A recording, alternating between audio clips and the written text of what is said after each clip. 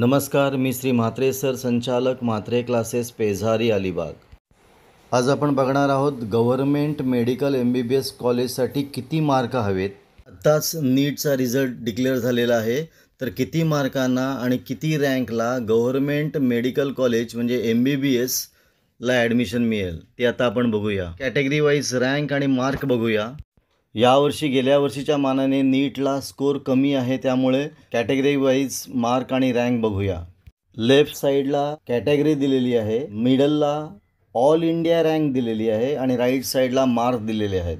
जर ओपनमध्ये असेल तर 510 मार्कापर्यंत गव्हर्मेंट MBBSला ॲडमिशन मिळू शकतं आणि त्याची रँक असेल 41,688।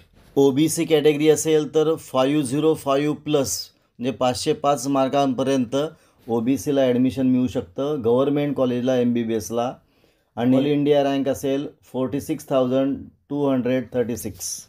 NTDमध्ये असेल तर 493ला त्याला गव्हर्मेंट कॉलेजला MBBSला ॲडमिशन मिळू शकतं आणि त्याची रँक असेल 59,840। NTCसाठी 487+ असले पाहिजे, म्हणजे 487च्या जवळपास असले पाहिजे आणि त्याची रँक असेल 64,380। तो जर ACBCच्या कॅटेगरीमध्ये असेल तर 485पर्यंत त्याला गव्हर्मेंट कॉलेजला MBBSला ॲडमिशन मिळू शकतं। त्याची रँक ॲप्रॉक्सिमेट असेल 66,050। सिम्पल बघितलं तर ओपनसाठी 510पर्यंत पाहिजे, OBCसाठी 505पर्यंत असलं पाहिजे, NTDसाठी 493, NTCसाठी 487, ACBCसाठी 485+ असलं पाहिजे। EWSमध्ये 480+ मार्क लागतील आणि त्याची ॲप्रॉक्सिमेट रँक असेल 70,475। VJ कॅटेगरीसाठी MBBS गव्हर्मेंट MBBSसाठी ॲडमिशन मिळण्यासाठी 468पर्यंत स्कोर असला पाहिजे, त्याची रँक असेल 96,150। NTBसाठी 464+ असले पाहिजेत, त्याची रँक असेल 1,12,449।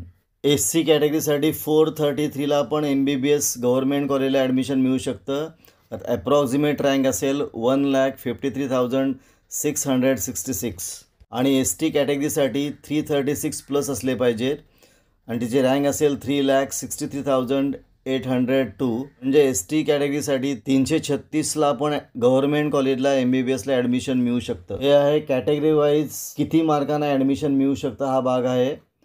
ऑल इंडिया रँक दिलेली आहे, मार्क दिलेले आहेत। गेल्या वर्षीच्या मानाने या वर्षीचा कट ऑफ बराच खाली असेल, तर एवढ्या मार्कांना अंदाजे गव्हर्मेंट कॉलेजला MBBSला ॲडमिशन मिळू शकतं।